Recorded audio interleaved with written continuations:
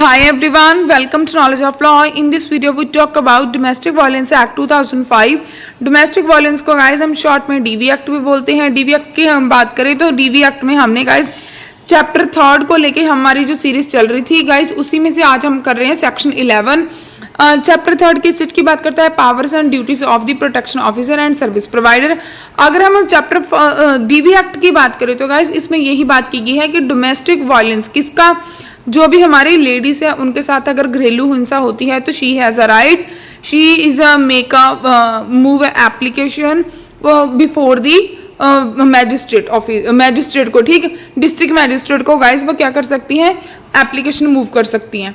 तो गाइज इसमें यही है कि अगर हम डीवी एक्ट की बात कर रहे हैं तो सबसे पहले बात हो रही थी कि प्रोटेक्शन ऑफिसर की क्या ड्यूटीज हैं, हमारे सर्विस प्रोवाइडर की क्या ड्यूटीज हैं। अब बात आ रही है कि हमारी गवर्नमेंट की क्या ड्यूटी है, किस चीज के लिए, किस पर्पस के लिए, मींस डोमेस्टिक वायलेंस के लिए, मींस जो लेडीज हैं, जो हमारी यहाँ हाउस वाइफ्स हैं गाइस, उनके लिए अवेयरनेस कैसे हो सकती है सोसाइटी में। तो यहाँ पर क्या बोला गया है, चाहे सेंट्रल गवर्नमेंट हो चाहे एवरी स्टेट गवर्नमेंट हो, shall take all measures to ensure that, उनकी ड्यूटी बनती है दोनों की, सेंट्रल गवर्नमेंट हो चाहे every state government.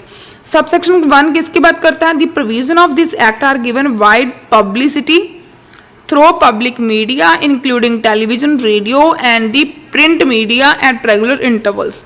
Guys means जो सेंट्रल गवर्नमेंट है, जो हमारी स्टेट गवर्नमेंट है, ये ऐसे कुछ काम करेगी कि जैसे कि पब्लिसिटी होगी किस चीज की, थ्रू द पब्लिसिटी, थ्रू क्या, पब्लिक मीडिया हो गया, चाहे television, radio, print media, at the regular intervals के थ्रू क्या करेंगी कि हमारी जो लेडीज हैं, हाउस वाइफ्स हैं, उन्हें अवेयर हो करेंगे कि हाँ भाई आपके ये वाले राइट्स हैं, अगर आपके साथ डोमेस्टिक वायलेंस होता है you have a right, you can move a application under the domestic violence act before the magistrate, district magistrate, ठीक।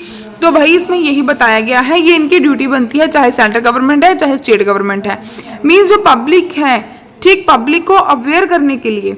तो सेकंड सबसेक्शन सेकंड में बताया जा रहा है कि जो सेंट्रल गवर्नमेंट है जहाँ फिर स्टेट गवर्नमेंट है, क्या करेंगे, ऑफिसर्स, कौन से ऑफिसर्स, इंक्लूडिंग ऑफिसर को कौन से इंक्लूडिंग किया गया है, चाहे पुलिस ऑफिसर है या फिर and the member of the judicial services, चाहे पुलिस ऑफिसर है या फिर judicial members of the judicial services में are given periodic sensitization awareness training on the issues addressed by this act. इस एक्ट के अंडर जो हमारे पुलिस ऑफिसर्स हैं, जो हमारे जुडिशियल सर्विस मेंबर्स हैं, उनको टाइम टू टाइम अवेयरनेस की एक ट्रेनिंग दी जाएगी कि जो वो सोसाइटी में इन चीजों को बता पाए।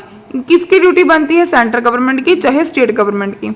सबसेक्शन 3 किस चीज की बात करता है? Effective coordination between the service provider and by concern ministers and departments dealing with the law, home affairs including law or order, health and human resource to address issues to the domestic violence established and periodically service of the same is conducted। means इसमें effective क्या हो रहा है? coordination between the service provider by the concerned ministers के साथ and department dealing। कौन सा department की बात हो रही है? होम अफेयर इंक्लूडिंग लॉ की एंड इसके द्वारा जो भी ऑर्डर्स किए जा एंड ऑर्डर, किसके ऑर्डर की बात हो रही है? हेल्थ की एंड ह्यूमन रिसोर्स की। इसमें भी इसी एक टाइम के हिसाब से ये जो मिनिस्टर कंसर्न मिनिस्टर्स हैं, जो हमारे डिपार्टमेंट्स हैं, जो डीलिंग करते हैं इन चीजों को, उनको भी अवेयरनेस की बात हो रही है डोमेस्टिक वायलेंस एक्ट के अंडर। अब बात करते हैं सबसेक्शन डी की। Protocols for the various ministers concern with the delivery of service of women under this act including the courts are prepared and put in place.